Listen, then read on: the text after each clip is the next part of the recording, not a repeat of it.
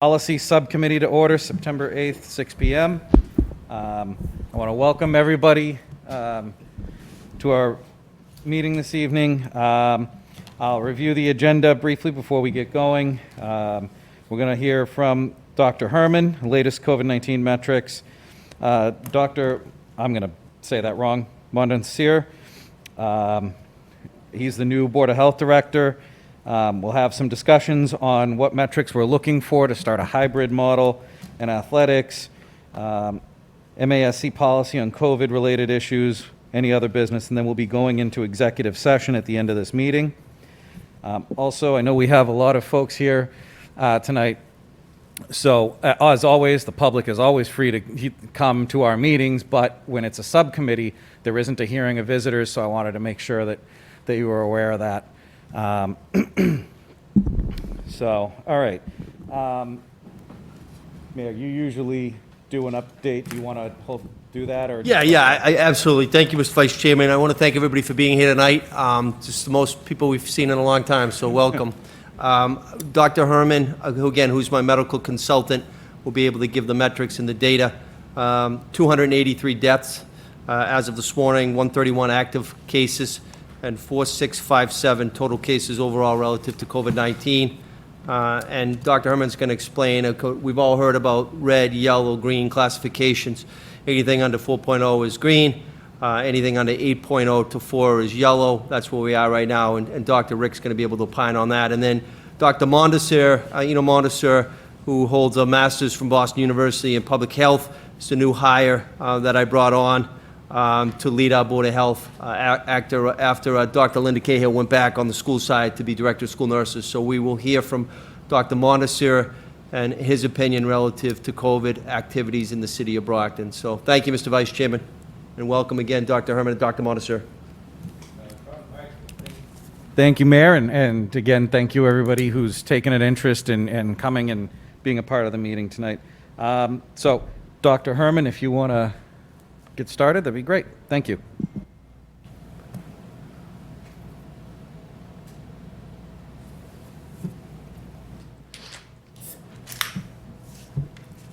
Is this on now?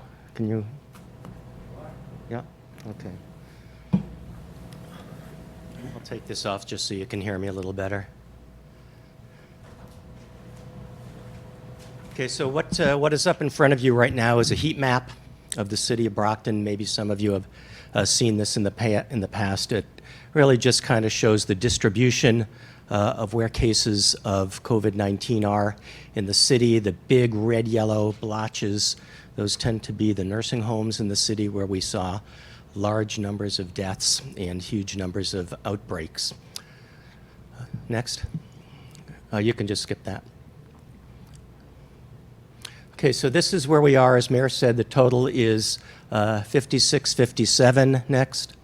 And this is just the last time I was here 4 weeks ago, we were at 4469. So we've added a couple of hundred cases, and at this rate, probably hit 5,000 if we continue at the same rate without any mitigation and slowing down by Thanksgiving. Next. And this is the number of deaths. The top line represents the total number of deaths, up to 283. The bottom dotted line tells you the 7-day average of how many deaths per day, and you can see it's really low, kind of in the 0 to 1 death per day right now, which is good. Next. And last time I was here, we were at 276. So we've added 7 more deaths and projected to be at about 300 by about the first of the year. Next. This is the testing rate in the city. It's become a little less important to us only because since we started the Stop the Spread, what you see here is each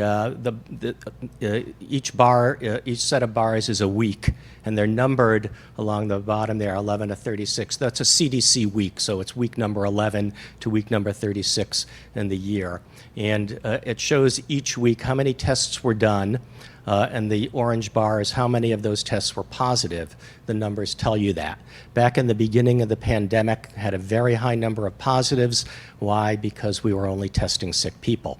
Now, As we're over the last several months, especially since we started the Stop the Spread campaign, you can see how the numbers of tests have actually gone up greatly, including a lot of asymptomatic people, people that want to go back to work, want to go back to college, want to just test and see how they are. It's free, it's open, and so the number has kind of stayed in the 3-4% range over the last several months. Next.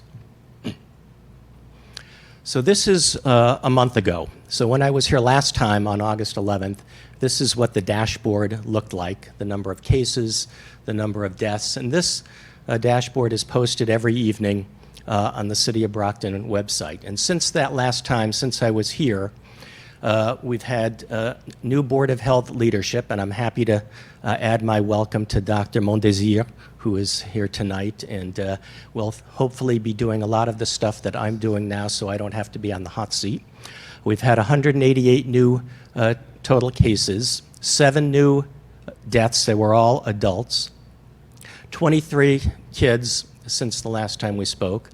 If you include up to age 22, and I know there's some interest in looking at some of the young adults as well, 47 new cases total. 1 a new pediatric hospitalization. And the magic number that has gotten everyone's attention was 7.0. Well, it actually wasn't 7.0 because they hadn't invented that number yet. The day after I spoke to you, they came up with that metric, and it was 7.0. And as of last week, it was also 7.0. And we'll talk about the difference in those two numbers then and now. Next slide. This is today's dashboard, and I posted this about 30 minutes ago, so it's pretty up to the minute. Total number of cases, total deaths. Active cases is 124, which is down 6 from yesterday. The active cases represent the number of cases that the Board of Health is still following. They're still either in quarantine or actively hospitalized and haven't been cleared yet. We look at the number of people who are in the hospital, we look at the number of people who are in the ICU, and then look at Brockton's test rate, compare it to the state, and of course the big yellow box, which says 7.0. So although there is a lot of data on this slide, the number that seems to attract the most attention is that 7.0. Next slide. So if we had to post the dashboard for most people, next please, this is what it would look like, okay, because there seems to be a lot of interest in what that big box means. Are we red? Are we yellow? Are we green? And at first, when this number became popularized, I was a little upset because it tended to ignore all of the thinking that goes into what's going on during a pandemic, how much spread there is in the community, what are the socioeconomic factors of the community, is this number on the rise or on the fall, and kind of minimizes the thought that goes into where we are. Next slide. So as you probably know, are very familiar with these numbers, so this is what the Department of Public Health has advised education folks to look at, with a red number being greater than 8 cases daily per 100,000 population, and then the green being between 4 and 8, the yellow being between 4 and 8, and the green being less than 4. And based on those numbers, it helps educators and boards of school committees such as yourself make decisions regarding proceeding with remote, hybrid, or full in-time learning. Next. So this is where we've been. Although they've only released the numbers since last 4 weeks, we can go back and do the math. And this isn't official data from Mass Department of Public Health. This is just my best guess based on the data that they release each day. And each bar is a week. Okay, so last Wednesday, every Wednesday at 6 p.m., they released this number. And you can go back and look over the last couple months and see where we were and what the trends were. When I came here on August 11th, it was the day before they released that number 7.0. But my concern was not so much that the number was going to be 7.0, although that was not the deciding factor in making any kind of recommendations. It was really the trend and looking that we were going in just the wrong direction and needed to take some kind of intervention. So where do these numbers come from? And I feel like it's important to really peel back the layers of the onion and understand where these numbers are, because these are the numbers, for the most part, that you and students and parents and everyone else is really looking at. It's the thing I get asked about the most is, are we red, are we yellow, are we green? Next. So this is, I'll walk you through how we get the number. This is just since I've been here last, looking at the last 4 weeks. Every day, this is how many cases the Department of Public Health reports. And you can see there's a wide range from 21 to actually -1. And the -1 I'll explain a little bit later. But this system that they have in place is not ideal for looking at pandemics. It's better for outbreaks of measles or meningitis, but it's not really meant to handle hundreds of thousands of people. But this is a daily toll of where we are. Next. So the way the number is calculated is on a given day, you look at the 14 days before that, add it up, divide by 14, get the mean per the city of Brockton, and then convert it to cases per 100,000. In this case, the Department of Public Health uses a population of 98,000 for the city of Brockton. They get this from the UMass Donahue School and use those numbers. And you can see here, I just picked a day on August 29th, the number was 8.5. So we would have had a big red box on that day of 8.5. Next. If we advance it a day and look at the next day, now we've dropped the case on the 16th of August, which was 21, and we've picked up the 30th of August, which was 9, and now our new number is 7.6. So one day we were in the red, one day we're in the yellow. The way, and you can, next slide.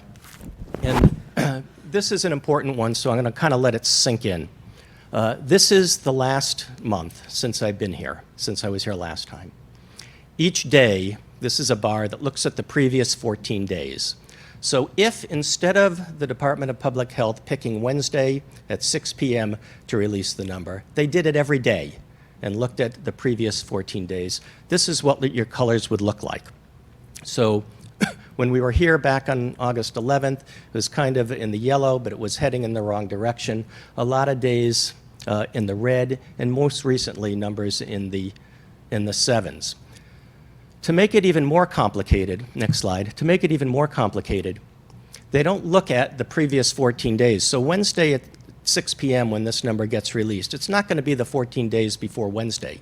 It's going to be the 14 days before the previous Saturday. So there's going to be a lag of 3 days before they do it. So they'll dump the data first thing Wednesday morning and then calculate the 14 days from the previous Saturday. Why? Well, there's a lot of, well, next slide. There's a lot of what they call multiple sources of variability. I tried to do it when my wife told me that I forgot to take out the garbage. I tried to say, well, there were multiple sources of variability, why I didn't do it, but she didn't buy that. So this is just the problems with the system. You get reported a case, and the case could be a duplicate. It could be that someone had a different address or a different spelling of their name, or somebody entered it and entered it again, and now they caught up with it and need to drop it off. Or it could be that the number 98,000 that we're using for the city of Brockton just isn't accurate, or the date that they report it is not exactly the date of the testing. It might be 2 days later. It might be that it falls out from 14 days later and isn't even on the grid. So they figure if they release the data from Wednesday from the previous Saturday, at least it gives them some time to scrub the data, make sure it's relatively accurate. So this number, 7.3, is from last Saturday. Now, I'm not saying that tomorrow at 6 p.m. when they release a number, it's going to definitely be 7.3, because my numbers have not been scrubbed. They may be duplicates. They may be repeats. They may be dates that are outdated. But that should be about the range. And I've kind of been within about 0.3 of where we are. So my guess is going to be, it should be around 7.3 when the number comes out tomorrow. Next slide. So there's two ways you can do this if you want to do it on your own. One is you can go to my dashboard, the City of Brockton dashboard every day, and look at how many new cases are reported. Keep a tally for yourself, add it up, 14 days, divide it, then do the algebra. That number for over 98,000 equals X over 100,000. Everybody that took algebra should be able to get that. Or you can do the hidden Mickey, which is go down and look at the blue box, because I put the number up there every day. Okay? So my prediction is tomorrow the number should be 5.8. Now, 5.8 is pretty low. And the reason it's pretty low is because, and this happened on Memorial Day, and it happened on the 4th of July, and now I think it's happening again on Labor Day. The numbers don't get put in. 3 days go by, and we get one case. Now, that obviously has not been the trend of what we're doing. It's possible that it's only been one case that should have been reported on Saturday, Sunday, and Monday, but that's what the total was. So it has brought the number way down. That may bounce back up if the numbers get added in tomorrow or the next day, that kind of thing. So you can always look at that blue box each day, and you'll know kind of where we are on that given day and the 14 days previous to that. Next. Last time I was here, I talked about some before and after stuff. So this is kind of before July and after July. And July 4th weekend kind of being when the phase 3 reopening started. And we kind of looked at some numbers. This has been updated now just to include the last 4 weeks as well. And these are numbers before and after phase 3. So the first is just the average age of a patient at the beginning of the pandemic was 48, now it's 38, coming down a little bit. The average age of a hospitalized patient was 71, now it's 60, also coming down a little bit. The average age of a death has actually gone up from 79 to 88. It's few numbers, but it has gone up. Next. These are the kids. So this is the pediatric cases, total pediatric cases from the beginning through last Friday. And you can see broken down by groups of 2 years up to age 18. Just to kind of let that sink in. And then there's about the same number between ages 18 and 22, another couple hundred that are in the 18 to 22 or 19 to 22 range. Next. About the same boys and girls. Next.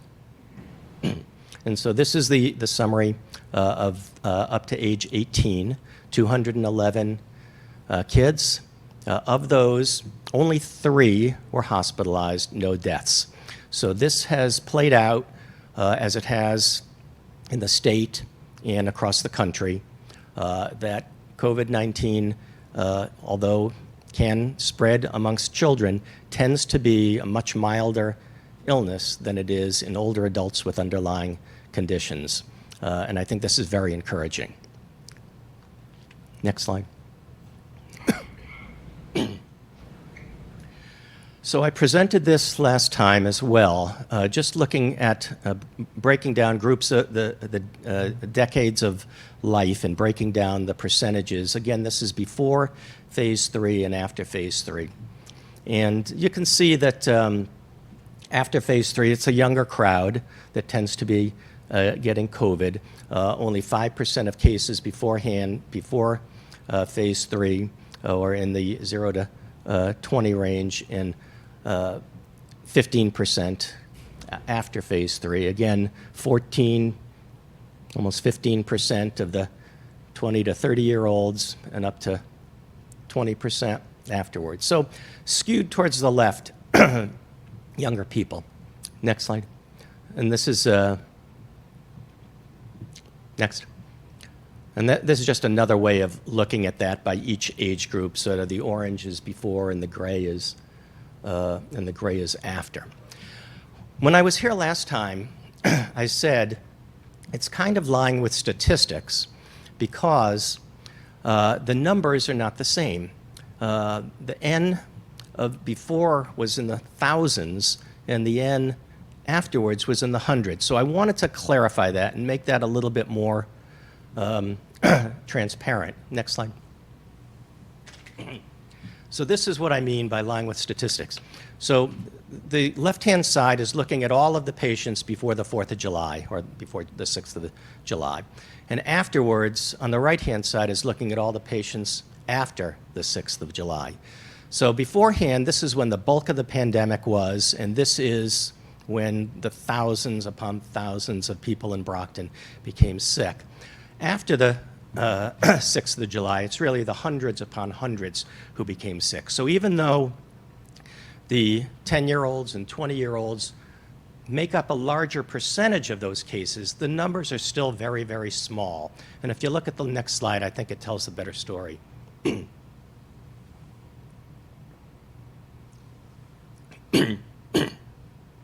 So this is the total number of folks altogether in each age group. And you can see that still, even though the percentages of folks getting sick now do tend to be the younger crowd. Look at that, greater than 80, hardly anyone's getting sick. Everybody's following the rules, staying indoors, wearing a mask, social distancing, and not going to the house parties. Whereas the younger crowd may be intermingling more, having social interaction, not following the rules. Next. And this is just the total. So this is the same thing, just in a bar graph, looking at each age group and how many are sick. Next. So I wanted to leave you with this thought. This is that color coding that we're all interested in. When I was here last time, as I said, it was 7.0, but on the way up. Now it's 7.0, but to me, looks like it's on the way down.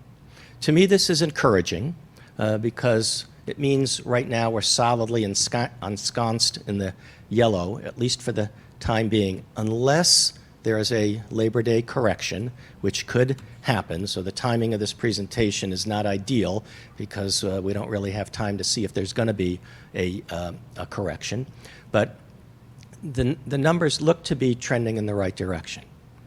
Now, at the very start of this thing, when the governor had this reopening plan, the whole concept was we're going to have phases and go from 1 to 2 to 3 to 4, which 4 will, might be a year or two away.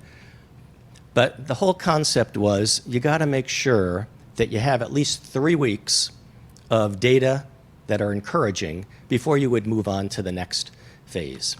So the question is, how long do you want to be in the yellow before you take the next step, whatever your next step is? Bringing some kids back to school, bringing all kids back to school, being remote, some sports teams, all sports teams. How long do you want to go?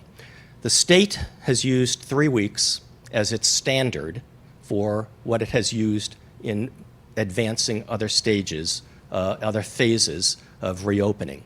So that would be my ideal solution, would be I'd feel comfortable if we knew we were in the yellow for 3 weeks to move on. Other folks might be more comfortable with a shorter period of time. Some epidemiologists realize that this thing is a 2-year game plan here and might look at months and say we want to look at months. But I feel comfortable with 3 weeks. Next slide.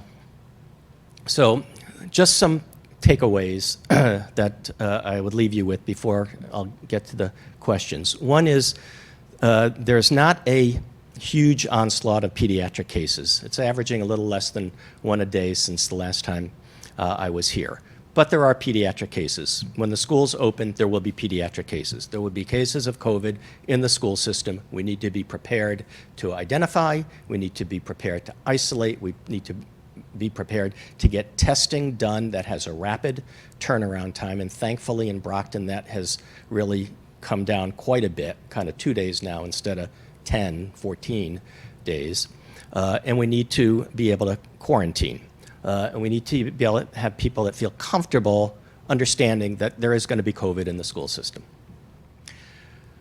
There is a downward trend in cases per day. I'm hoping that this is real and not just a Labor Day effect, as I would call it, and that, in fact, the numbers are going down, and we're kind of 7 to 10 days into a good trend right now.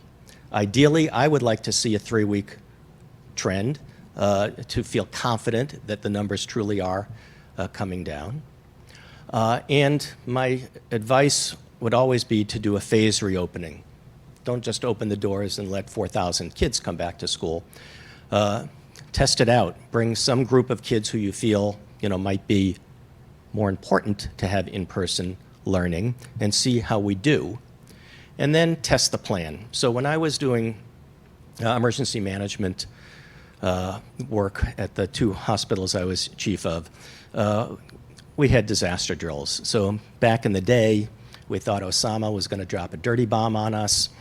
We had white powder stuff. We had plane crashes and train crashes and Boston Marathon bombings. And we knew that there were all kinds of threats out there, and we assessed what those threats were. What's the most likely going to cause a disaster?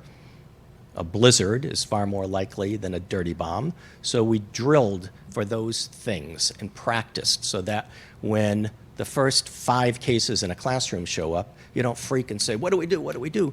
You've gone through it, and you've done a tabletop exercise or some kind of drill to kind of say, okay, these are the people who are going to be responsible, these are the roles that I'm going to play, this is who we're going to notify, this is how we're going to notify them, these are the actions that we're going to take, so that you'll be prepared. So my advice is always to test. If you have a plan, test the plan. And if you have a decision to advance towards the next step, have a decision when you're going to pull back from the next step. So in this current scenario in Brockton, when the numbers looked like they were going up and up, that was not sustainable. It was certainly not sustainable and hope to have kids come back to school, because the higher the rate is in a community, the less likely it is you're going to open up the school because it's just more COVID spreading. So it had to do something. In this case, the mayor enacted a curfew, closed down some playgrounds, and tried to focus on where we felt the majority of spread, which was not the workplace and not the nursing homes, but it seemed to be people who knew people. So social interactions, whether it was house parties or family get-togethers, that seemed to be where the bulk of the cases were coming from. So next slide. So that is it.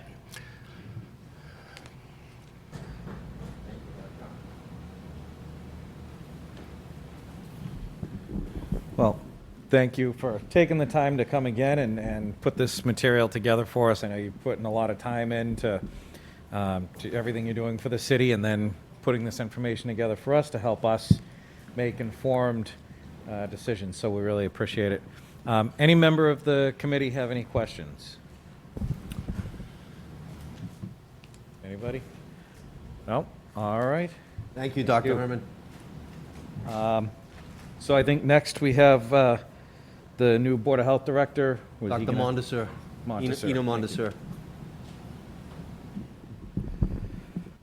So before Dr. Mondesir speaks, I just wanted to give a quick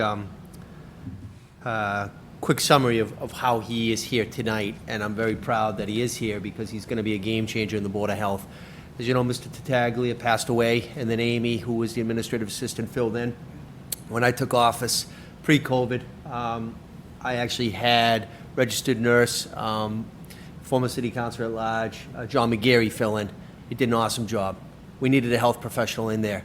And then John needed to step away, and thanks to the superintendent of the BEA and Kim Gibson, we had Dr. Linda Cahill, who has a PhD in nursing, who was the director of school nurses. Now, I knew I would only have Linda on loan because she would be going back in her capacity on the schools. School nurses also helped us out with the contact tracing, which again was a game changer. We only have 1 health nurse presently on the city side, and an additional 2 to be hired. But once Linda was going to be going back on the school side, even though we were going to be doing remote for the first term, I knew we needed to hire someone that had a medical background and could really get entrenched in COVID and pandemic.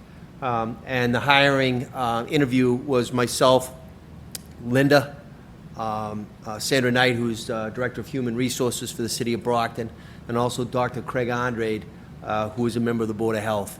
And we interviewed and unanimously thought Eno would, without question, be a perfect fit. Speaks multiple languages, has a PhD, but really what the hook was, as I said in the beginning, graduate of Boston University, public health, master's in public health. Very, very, very difficult to find someone that would want to work for the city of Brockton with a master's in public health. It's nearly impossible. But Dr. Montesor applied. His interview and his credentials are unbelievable. His curriculum vitae, his resume is impeccable. And so he started last week, and I'm proud to introduce him to the school committee and to the members of the community. Dr. Montesor, welcome. Thank you, Honorable Mayor Sullivan. Can everyone hear me with my mask? Good evening, everyone. Thank you, Mayor, for such a warm welcome, and thank you, everyone, for being here. I don't think I need to go back on what the Mayor has already said, because I think he makes me a little bit shy. I want to go behind the desk. At any rate, I'm glad to be here to work with you. I won't be too long, but I want to piggyback on one key word that Dr. Herman used, and that was encouraging. I'm glad that we are living in Massachusetts, because we are leader in many different fields, including science. And for those of you who appreciate science, I think you can appreciate what Dr. Herman has presented. And we also appreciate that because we're looking at CDC, Centers for Disease Control, NIH. Those institutions, they have scientists who have long years of experience behind them. And so therefore, it's reassuring, or it's encouraging to see that we come from red down to yellow. But encouraging also, if you look at the last two slides also, they tell us that we have to be on our guard also. We cannot just go out like that and start having a party, because COVID does not discriminate, irrespective of age, sex, ethnic background. It can hit any time. But when we all do our part, I know it's a little bit uncomfortable, because talking with this here, I don't know, how you really hear me. And when I get home, or when I put this on, my wife cannot see my lips. And so I have to go wash and then come so that she can see my face again, like the person that she knows. So I know you may be uncomfortable with the mask, but guess what? That's the best we have so far. And until we have reliable data on vaccine or medicine, we have to protect ourselves and protect people around us. And so I'm so fortunate to be among some great minds, great politicians, Mayor Sullivan. And so with you, I think we can build a healthier city, not just stronger in terms of finances. Yes, finances will come, but if we're not healthy, it may be difficult to build wealth monetarily. And so therefore, I'm here to work with you, and I'm hoping that in the weeks, in the months to come, we can all get to the point where we say, yay, we've done it. And so therefore, thank you very much, and thank you so much, Mr. Mayor. Thank you, Montesor.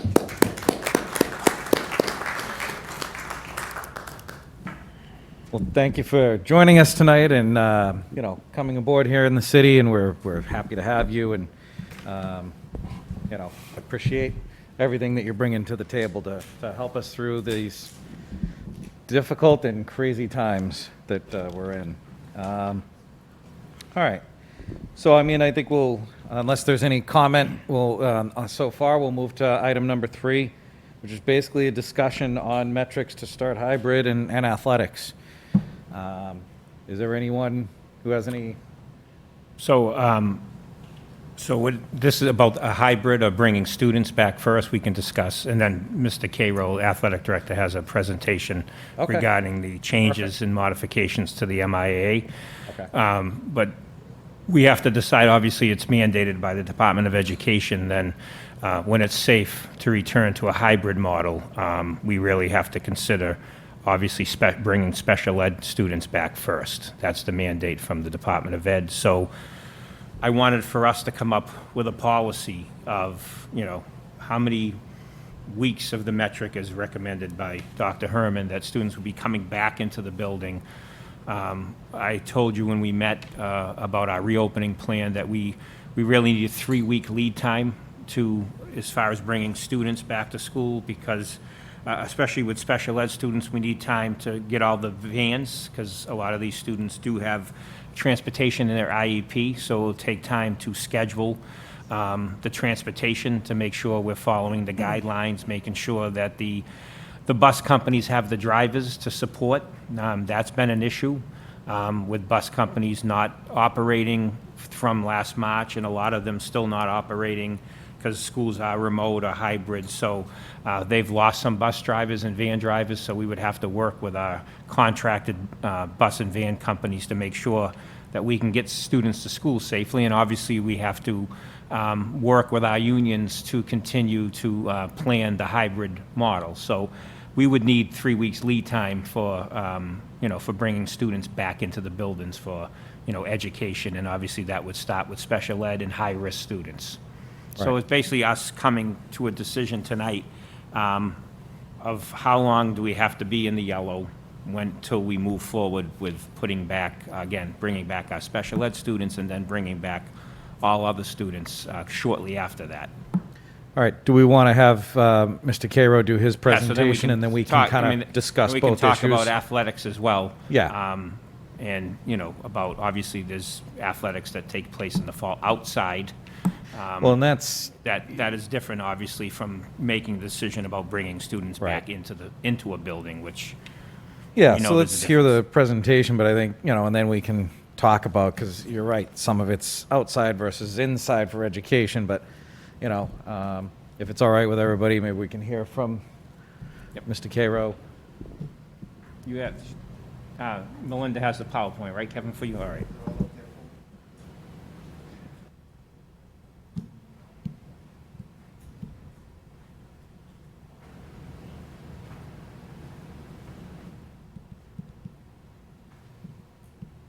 Okay, thank you for having me. And this is an edited version of what I presented a few weeks ago, and we're in a little different place than we were. Last time we met, we were over the 8% threshold, and as a result, we had to cancel our fall seasons. But as we've heard from Dr. Herman, those numbers are on the downward trend. And with that being said, the MIAA has come out with some new guidelines for moderate risk sports and low risk sports that we offer at Brockton High. So Melinda, can you just, okay, we can buzz through to the next one. All right, so once again, the fall season that we're talking about would run from September the 18th through November the 20th. And the sports that are up there, soccer, cross country, field hockey, girls volleyball, and golf, are the sports that the MIAA is approving. It was my recommendation, and it still is, that girls volleyball be pushed to the floating fall season just for the fact that it's an indoor sport. And if we aren't allowing students back into the building, I didn't feel comfortable having a large number of students in the gym during tryouts and things like that. So the sports that we would like to go with, Melinda, if you can hit the next slide for me. All right, we can go again. All right. So once again, we're in the yellow, and you have to make a decision. Melinda, if you can just go again. All right, where we are today. All right, so we're in the moderate risk still, and if the trend continues, that's a great thing. So the sports that we would like to offer or entertain offering are soccer, field hockey, golf, and cross country.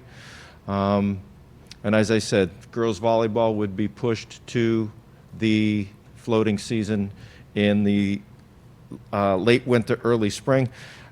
On Friday, I think that everybody got a packet that I sent out with all the modifications for the fall sports. And there are certain things that are consistent with every sport and with coaches' responsibilities, and things that will have to be in place with protocols and disinfecting. So we have taken best practices from other states that have reopened. I've done a lot of research as to the best way to work in small groups and how to set those pods up with coaches, and that we can keep our social distancing and practice good hygiene. So all the things that we have been following and practicing all this time, I feel very comfortable that we would be able to implement those with these sports here. Next. All right, so our next steps, once again, we have to keep our eye on the infection rate. I mean, that's first and foremost. The safety of our kids and our coaches is priority number one. The guidelines that are in place, we went out and bought, or we're in the process of buying disinfecting spray guns, the ones that disinfect equipment, locker room, any touch surfaces. So those will be given to coaches. So at the end of each practice, all equipment, any shared space that they may have, if it's a bench or something like that, can be disinfected immediately. The coaches, we've sent out that COVID online training course, and also the guidelines that have been put forth by the MIAA and the Department of Health. They need to familiarize themselves with those and follow those to the T. And then lastly, I would love to have our kids get back into doing what they love. And I see some of them out here now with their parents, and we appreciate you coming out. We want to get you out there, but we have to make sure that we can do it safely. And that's really what my number one goal is. And I know that you're passionate about your sports and you want to compete, but if we can do it safely, and the school committee thinks we can do it safely, and the medical experts, then we will do what we can to make that happen. Okay, next, Melinda. All right, so as far as the guidelines for practices and games, we would limit practice time to 90 minutes. I know that sometimes teams want to stay out, especially early on, to get their plays down and condition. We're going to limit this to 90 minutes, and this is from our league, the Southeast Conference that we're a part of. The athletic directors just said that this is probably the most effective, and it just keeps it consistent within the league. There will be no indoor practices if we get bad weather. I know a lot of times the gym and the weight rooms and the pool area would be utilized. That would not be the case. It would just be outdoor practice facilities only, and there wouldn't be any exceptions to that. As far as games go, if this does come, we have agreed that we would play the same school. So if we would play Bridgewater one week, Bridgewater Raynham 1 week, and field hockey, boys and girls soccer, just to help with our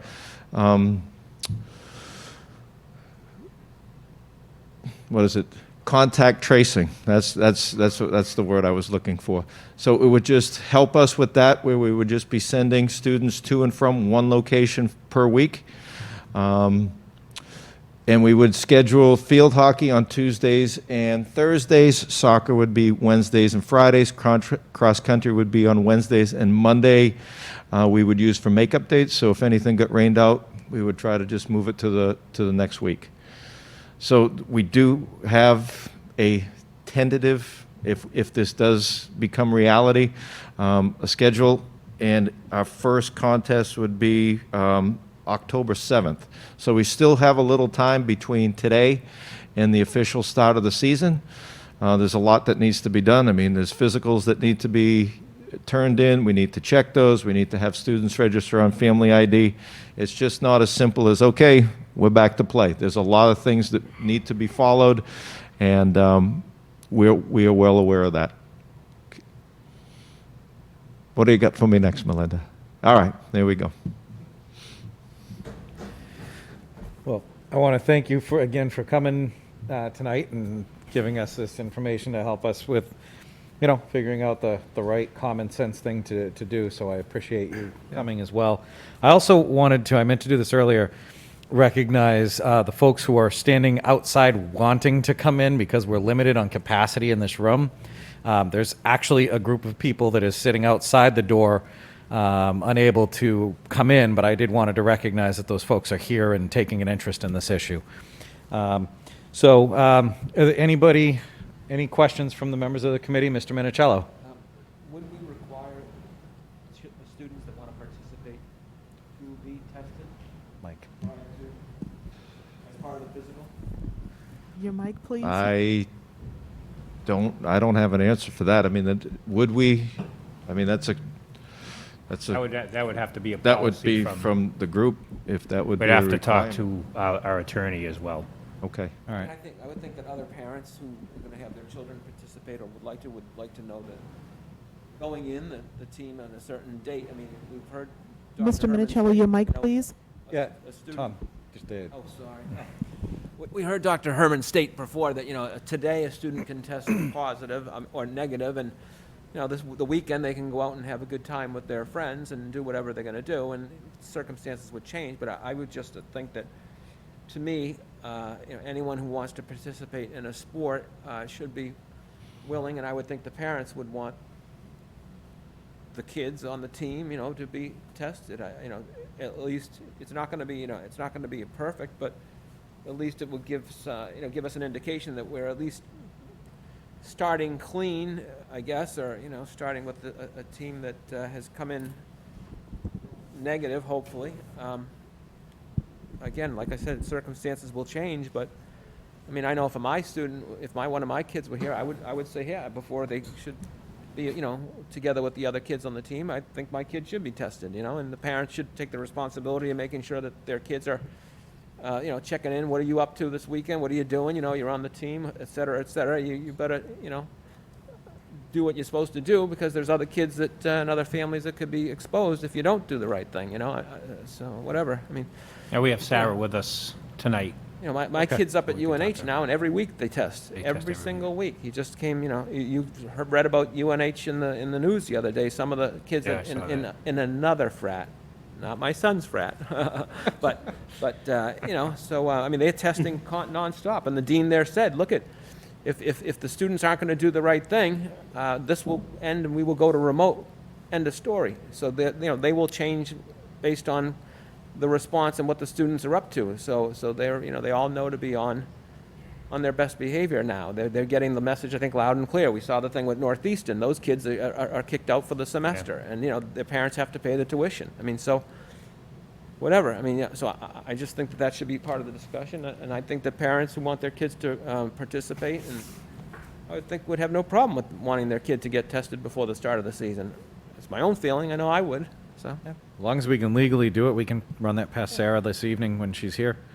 And I think that to me the low risk sports, the things that all sports are not the same. Wrestling and football and certain sports, you're bodily contact, constantly. You're in each other's faces. I mean, that's unfortunately not going to be the same with certain different sports, like Yep. Right. Singles tennis. I mean, one kid's on one end of the court, one kid's on the other. I mean, hello, Now, my question to that would be, Tom, would we require the low-risk sports, say, a golfer or somebody who runs cross-country, to be tested? I mean, Are they going it's... to travel together on a bus? Are they going to be sitting together in the bench? Are they going to? I mean, they're going to be close to each other at some point, right? I mean, So anybody that wants to try out, I mean, we just have No, to see, and... that would be my point. I mean, Okay. How are you going to do the bench? I mean, there's going to be one kid here. Are we going to separate the kids? For Yeah, know. we have to, I mean, the way that we have it set up, and that's the other thing with volleyball, the way that they wanted the bench set up, we had to keep everybody 6 feet apart, front, back, so that the chairs would be stacked all the way to the back, and as far as game time comes, there is no bench. I cannot put a bench out on the field. It's the coach's responsibility to keep everybody 6 feet apart, even if it's all the way down the sideline. So, but traveling on a bus, All when you I'm have saying to is travel down to we New Bedford should- Shore. we should be reasonable. Yeah. We should be reasonable, and we should be conscientious and as thorough as we can be. That's all. Just to me, we need to do the right thing. We need to do what makes sense. We can't not.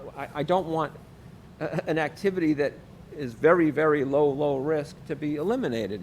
Just because. I mean, all sports, all activities are not the same. So whatever. I mean, All right. so we just need to do what Mr. makes Cahill, sense. what's the policy on mask wearing during Masks are mandatory.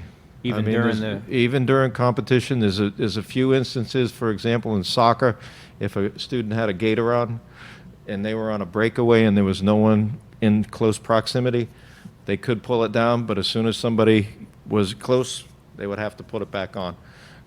From what I've seen in other states, the kids just kind of get used to playing with the gaiter or the face mask, and it just kind of becomes second nature, because, I mean, it's tough. And, I mean, in field hockey, the same thing. If you're on a breakaway, you could pull the mask down. I don't know how you can do that when you have two hands on a stick, but that was one of the guidelines that they said.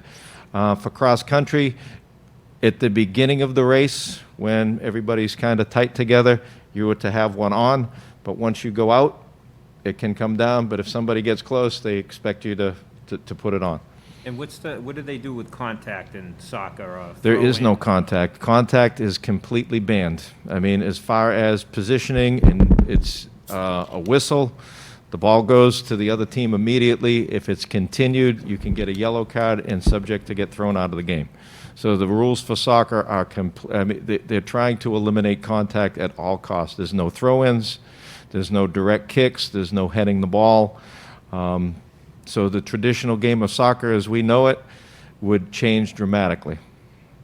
And what's the other teams in our league? So are they all playing? Everybody sports in our league, so it is Bridgewater Raynham, New Bedford, Durfee, ourselves, Dartmouth, and West Bridgewater would be joining our cohort for the season. They all are going to try to have a season. Dartmouth is full remote, just like we are, and they are going forward with the sports that we mentioned. They are going to try to play the volleyball, which I am not comfortable with trying to do that at this point in time. I'm just not. No, I mean, we have to explain to our special ed parents why their students are learning remotely, and all our parents why they're Yep. learning remotely. So bringing students inside the Yes. building to participate in sports, I cannot support. Not without education going Right. Mm-hmm. on in schools. I mean, outside is, again, that's a different conversation, but we cannot entertain athletics taking place inside the building, practices or anything. No, I agree. What's the story with locker rooms? Locker rooms, the state guidelines would say that the locker rooms can be used if they are used at 50% capacity. I'm concerned with just the fact that some of our locker rooms are very small, and you're talking maybe five to six, maybe 7 kids here at the high school. Out where the cross-country locker rooms are, there's a little more room out there, but it would be my recommendation that to start the season, there would be no locker rooms. Kids would come with their equipment to try out. We would have the restrooms open, hand sanitizing stations, and at the end of practice, they just went home and showered, and like I said, we wouldn't disinfect anything that they came in contact with, if it's soccer balls or field hockey sticks, we would have the wands and we would take care of that. But for right now, I would say no on the locker rooms. And as far as if we did have games, I know it's customary for us to have our visiting teams use a locker room to meet. We would just tell everybody ahead of time that is not an option. So everybody would be outside. Yep. Cahill, in terms of the mandatory testing for training for the coaches, is there a specific drop-dead date that it has to be completed by? Well, I was going to wait to see how everything went tonight, and if we do get the okay, I would have it by the end of the week, because it honestly takes 20 minutes. It's just a matter of logging in, watching some videos, and then certify that you've watched everything. There's a couple questions at the end, so that shouldn't take very long at all. And what we're talking about is varsity, JV, and freshman? Just what we wanted to do is we were going to have a varsity and what we would call a sub-varsity, which would include freshmen, sophomores, and maybe a few juniors. We did not want to open up a freshman team for a couple reasons. First, the freshmen aren't familiar with the high school yet, and getting them remote learning to me is more important right now. But if they are good They can still try out for a team. We just wouldn't have a dedicated freshman team. And that would only apply to boys soccer. Last year, unfortunately, we didn't have enough girls try out to have a freshman girls soccer team, and we didn't have enough girls for freshman field hockey. So I think the big impact would be on the boys soccer. Thank you. Mr. Caro, I'm just trying to envision soccer and field hockey with no contact. I mean, do you think those can really be played and not have any contact? I mean, Well, the way that they've modified the rules, it's going to be a learning curve for the players because, I mean, it's just instinctive that you head the ball, you get position, you slide tackle, all the things that a good soccer player does. But it's going to be up to the coaches to basically come out and say, if you want to play, this is how you're going to have to play. There is no alternative. And if they can't do it, then we take, you don't play. And it's going to be this. It's just not for Brockton. It's everywhere. Every other team that we're playing is in the same situation that we are. And it's going to be different, and change is very difficult. It's part of human nature. We don't like change. But ultimately, I think it's the competition, it's being with your friends, it's being with your teammates that ultimately is what we want them to do. And if they have to modify the rules in order to get that experience, then I think that the kids will be better with it than the coaches will. yeah. All right. Yeah, I mean, I don't know. I mean, just thinking about this for myself, these are outdoor sports, except for girls volleyball. I agree with you there, but the rest of these are outdoor sports. Golf courses have been open, for months. People are jogging up in the park. I mean, as long as we have common sense measures in place to maximize safety, which it sounds like we do. And then, people have to continue to be vigilant about all the things that are keeping our numbers going in the right direction. Because if we pop into the red, if I'm not And then mistaken, DSC and MAIA rules, we're done. We're That's done. it. It's out of our hands. Yep. Yeah, Mayor. Yeah, so this is my thought. Listen, I mean, I played sports here. I got kids, 3 kids. I coach sports. And I've worked with Coach Gormley and Coach Campbell on Zooms about this. I want the kids to play. But I also think that, Dr. Herman, I don't think he's absolutely wrong. I mean, I think we need to look at a little more additional time because we have seen, and I go through numbers every day. I mean, I'm the numbers mayor, I guess, but I look at numbers, and so right now, yesterday's numbers are skewed. They're skewed because of the holiday. So I don't think the numbers up there are an accurate representation. We're still in yellow. But I would not want to disappoint these boys and girls to all of a sudden say, hey, yeah, we're yellow, let's go, right? And they're all jazzed up to play sports, and then all of a sudden we pull the rug underneath them because we're red again. Kind of like the disappointment we all experienced last year with all the seniors. So I'm not going to make a decision tonight. I think next week would give us more time. It would definitely give Mr. Cairo and the coaches more time. But I would hate for us to say tonight, yeah, we're going hell-bent to get this done, and then all of a sudden Dr. Herman calls me tomorrow, we're 8.0, and it's all for naught. So I'm only 1 out of 8 on this committee, but I just think that we have to do this the right way, the safe way, which, again, Kevin's has been doing that. But if we make a vote tonight, and then Dr. Herman calls me first thing tomorrow morning, and Dr. Montessor, and we say that the numbers are skewed because of yesterday's holiday, it's going to be a lot of disappointment parents and, more importantly, the student athletes, really. So, Mr. Cairo, what's the start date?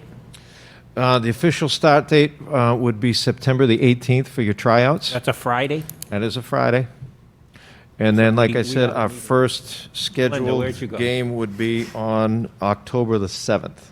So the metrics come out again next Wednesday? yeah.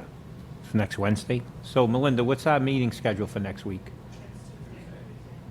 That's the official school committee meeting? Yeah. Can we move it? I mean, I just would like to see The metrics. the metrics, and then we just, I mean... Couldn't that- we take a vote subject to? Yeah, you could, I yeah, mean, on Tuesday, yeah. Subject to the results of the upcoming metric testing, and, so we could only go Absolutely. forward so long as we are in the yellow. We could put, yeah, we put it Absolutely. right in the motion. That way, if the next day the numbers aren't what they need to be, then it's done. Mrs. Sullivan? Hi, I just wanted to ask, is the MIAA, are they requiring temperature checks? Temperature checks are something that the coaches will do. We ordered the thermo non-touch thermometers for all coaches, so before anybody steps onto the practice field, the coach is going to be required to take a temperature. Anybody that has 100 or higher will be sent home, and parents will be contacted right at the end of practice. So yes, that's part of the MIAA guidelines, yes. Yeah, that's a good thing, yeah. And I just think it's very important for all of us, especially our student athletes, to remind your friends that if this does happen, it's their responsibility to keep themselves safe too. And all it takes is some careless, if somebody goes to a party and we cross that 8.0 threshold, and your season is done. Yep. All right, and I think it's just a very important reminder for everybody that you have contact with to just say, hey, it's just not you, it's myself, it's my teammates, it's our school, and we've been doing a good job and the numbers are going down. Don't ruin it now.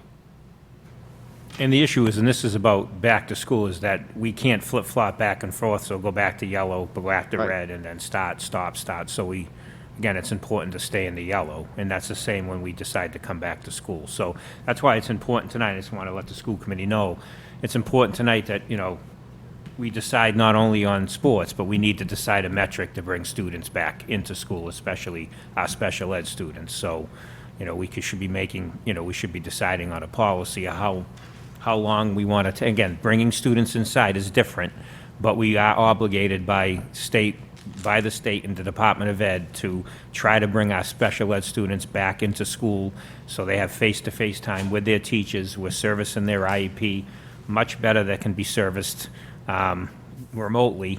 So that's why I think we need to, especially tonight, make a decision on the metrics of how we return to school. And again, and talk more about athletics as well, because again, it is outside, but we do Right. have to come to a decision tonight about a policy of how we return, especially our special ed students first, and then our regular ed students shortly thereafter.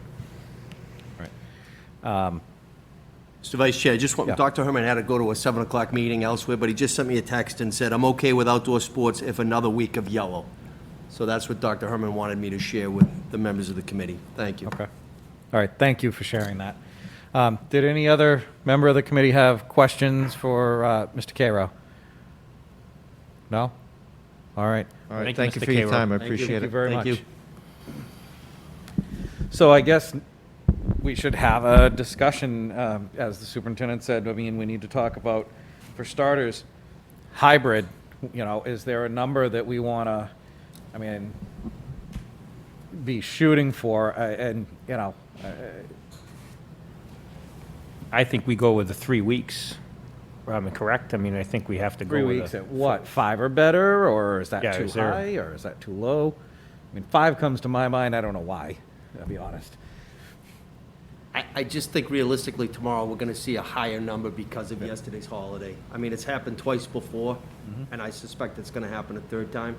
Yeah, and I'm not asking for a decision tonight. Yeah. I just think we have to, as a committee, come up with a decision of, okay, here we are in the yellow at this much for this long a period of time before we can bring students back in the, I just think as we have to come to a consensus of where we need to be. So it is part of, it's called the Safe Return to School Plan.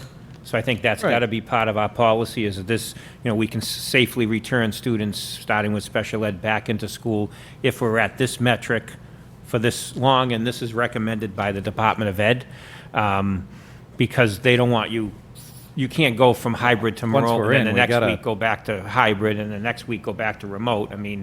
It's ridiculous to do it that way. So if we can come up with a consensus as far as, okay, we need to be 5, I don't know, maybe that's something the doctor, where do you need to be in the yellow, and for how long we start to consider bringing students back? Because again, we still need that 3-week lead time to be able to, so basically it would be almost like a 6-week period. Well, that's what You I have was- 3 weeks of the metric, then 3 weeks of planning, in busing and, getting ready to bring students back in.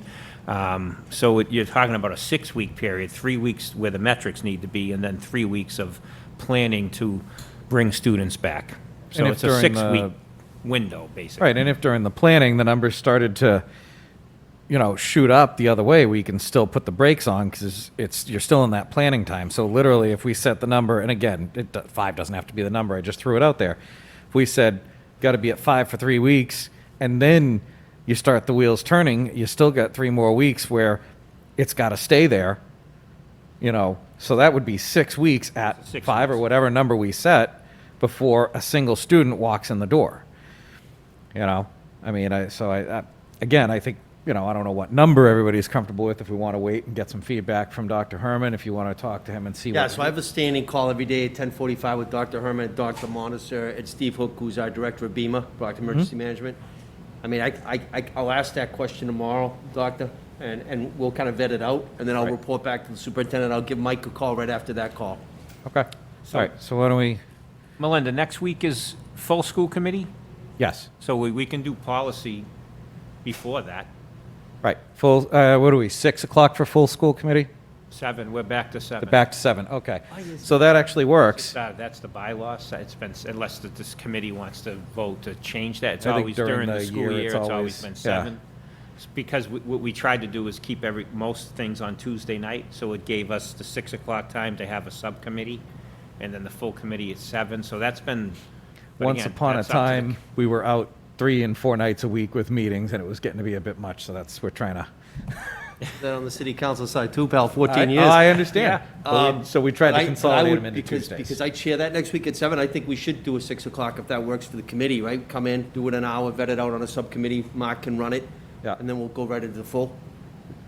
Yeah, do we want to do a Yeah, 6 that way o'clock we can subcommittee? then, we would have the metric that the doctor would feel comfortable with as far as returning students to school.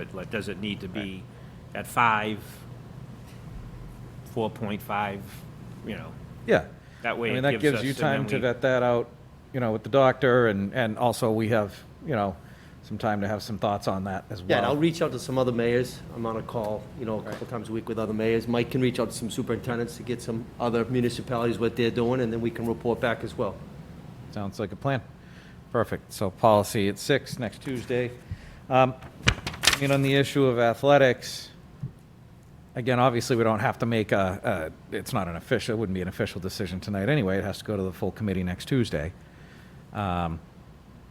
We can make a recommendation Yeah, tonight. but we could make a subject recommendation, a to- subcommittee subject to recommendation. the, the category yellow Right. maintaining. Especially with golf and cross-country. I mean, there's no contact there. And I hate to disappoint anybody who's here representing the other sports, but those two, there's no contact there. But again, as the chair, I actually can't make a motion, so. Well, is there, are we getting into a danger here by doing that, making a motion simply to recommend, so long as the category of yellow maintains itself?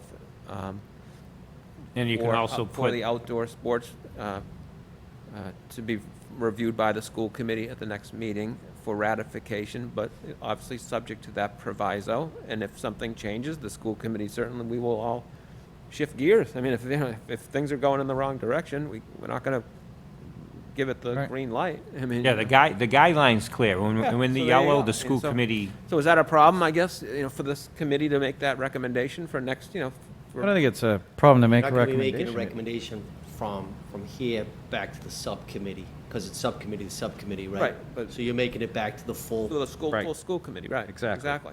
That's what we're We doing. would That's make what we the would- recommendation of the full committee. And really, it's still, nothing happens until next Tuesday anyway, because the recommendation has to be ratified. accepted. Yeah, and So- if nothing changes, then we can go forward. If there's a change in circumstance, that things aren't going in the right direction for the city, then we put the brakes on it. Right. Well, So it sort of checks itself, really. Yeah, Right. review the metrics for a week. Right, it checks itself. So I'll make that motion then, that we send to the school committee at the next school committee meeting, a policy that would allow the outdoor sports as recommended by Mr. Cairo, subject to the yellow status continuing to be maintained for ratification, and if circumstances change, then the school committee would review that recommendation at the next school committee meeting. All right, we have a motion on the floor. Do we have a second? All right, motion by Mr. Minicello, second by Ms. Asak. Any comment on the motion? All in favor? All right, passes unanimous. All right. Excuse me, and then you'll check with the lawyers about the ability She's actually with us tonight Ask about after that this, tonight. so we can talk to her tonight. Thank you for coming tonight, everybody. Thank you, everyone, for coming. We appreciate it. It's nice to actually see people in I person. know, right? Make sure those kids don't do anything foolish, please. It's such a novelty. Especially, Don't you do anything yeah, able to foolish. see kids. Guys. When you see people, it's such a novelty Yeah. these days. All right, take care. Thank you. Stay safe. Well, thank them for being here. Thank all of you for being here. Yep. Bye.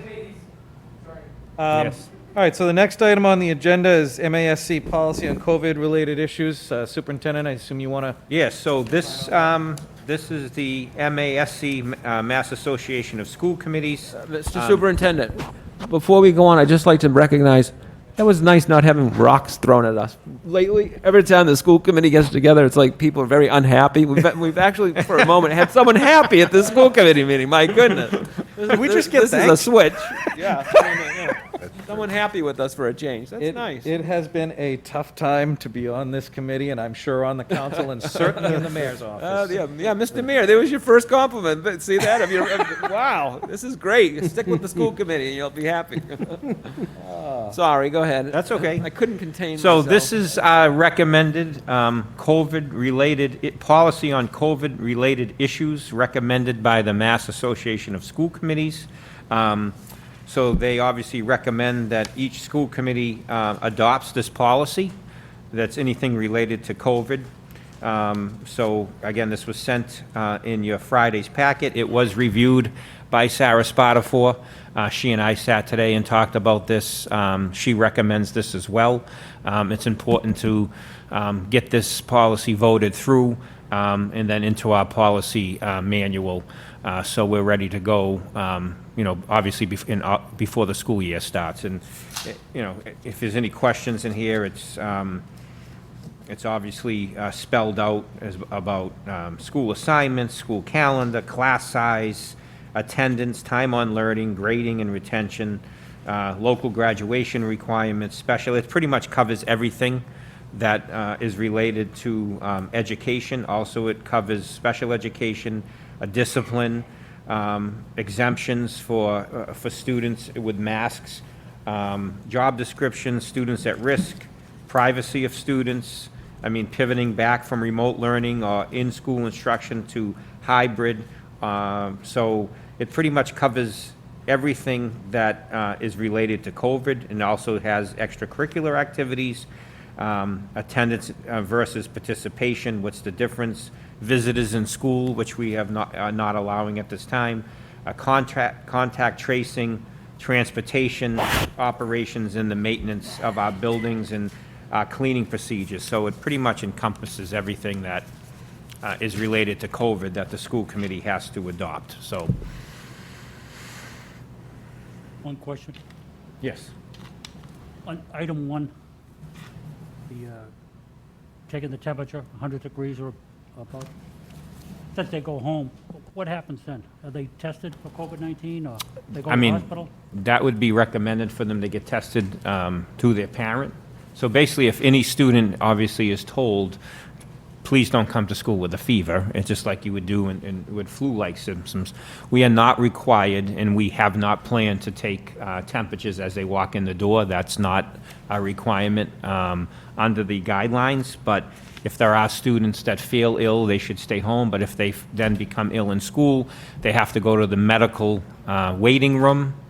I think, is that the right word we're using for it? The medical waiting room, which has to be set up in every school, where they would be attended to by the nurse And obviously, their temperature would be taken there.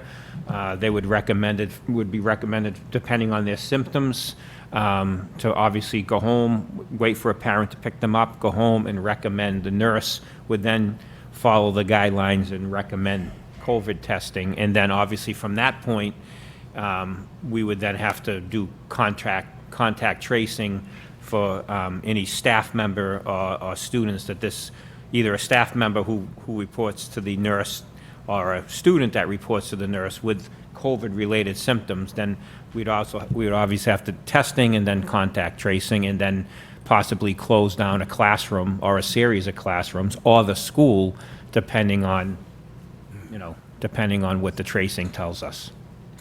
So, In the number of cases, obviously, in a school, that would dictate what we do with that school, how many classrooms we close, or would we have to close the whole school? question. Thank you. Welcome. I don't know what I'm sorry, I didn't mean to cut you off, No. Mr. Sullivan. Were you all set? Yeah, all set. Okay, I apologize. I don't know what the cost of this would be or how realistic it even is. We talked about checking temperatures, and a lot of places are, when you go into different places, they're checking temperatures and such. And could we do that? And if we could, and this is where the cost factor comes in, obviously, we're not going to have someone standing at the door putting a thing on every forehead. So I don't know what this technology costs. I'm just thinking back to when H1N1 was the issue. And I remember flying, interestingly enough, I flew to Ecuador, and coming off into the airport, they had a temperature scanner. Everybody had to walk through, and I don't know how the thing worked. I don't know what it cost. I don't know if we could even do that. But it was, you walked through and your temperature was scanned. I don't know if it's So- realistic. We looked into those. They're about between 3,000 and 4,000. You would need several for each school, especially here at the high school. And we looked into those because we thought that when the guidance came out that we would be required to take temperatures. And we had a demonstration that was done for us by a company on state contract. We were all ready to purchase those, but obviously we had to wait for the guidance. So when the return to school guidance came out by the Department of Ed and did not require temperature taking, and the reason we were looking at them is because it was going to be a reimbursable expense through Plymouth County for the CARES Act. But once the Department of Ed and the state did not mandate the temperature taking, then we're on the hook for that full cost. That money would not be reimbursed because it's not a requirement through guidelines. There'd be a ton So that's of why we stopped looking into it. We did buy several of the handheld,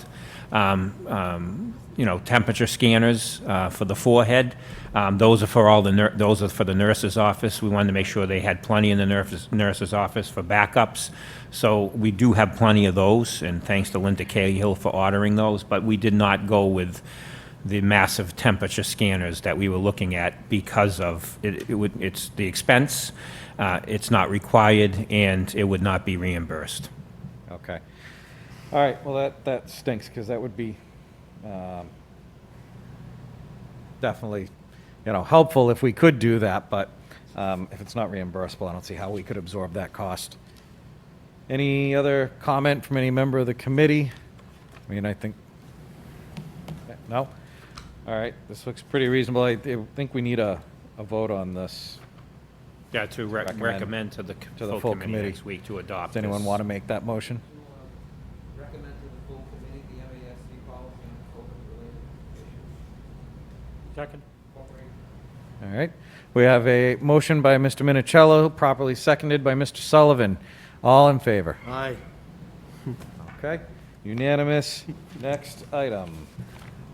As soon as I figure out where in the pile of papers in front of me I lost the agenda to. Other business. Thank you, Mr. Minicello. Oh, there it is. Yes. So do we have any other business to come before this policy subcommittee? So we've been going through. Mr. Sullivan? No. I was just Oh, I thought you signaled to me. Nope. Okay, Stretching. never mind. Is there any other business to come before this subcommittee? Mayor, do you want to take over and get us into executive session? Yeah, absolutely. First of all, again, I want to thank Dr. Montesir. Thank you, Eno, for everything you've done. Have a great evening, and I'll see you in the morning. Thank you, sir. Thank you. Thank you. Thank you. We will, number 6 on the policy subcommittee meeting is executive session. school committee tonight will go into executive session pursuant to Mass General Law, Chapter 30A, Section 21A3, to discuss strategy with respect to collective bargaining, independent Brockton administrative assistants, technical employees association, IBAA-TEA, and we will not, keyword is not, be coming back into session. I need to take a roll call vote relative to going into executive session. Chair says yes. Vice Chair? Yes. Mrs. Sullivan? Yes. Mr. Minicello? Yes. Cynthia? Yes. Tony? Yes. Shirley? Shirley. Joyce? Sorry. Yes. Joyce? Both say yes. Tim? Yes. We hereby will be going to executive session. We will not be coming back. We'll take a 3-minute recess.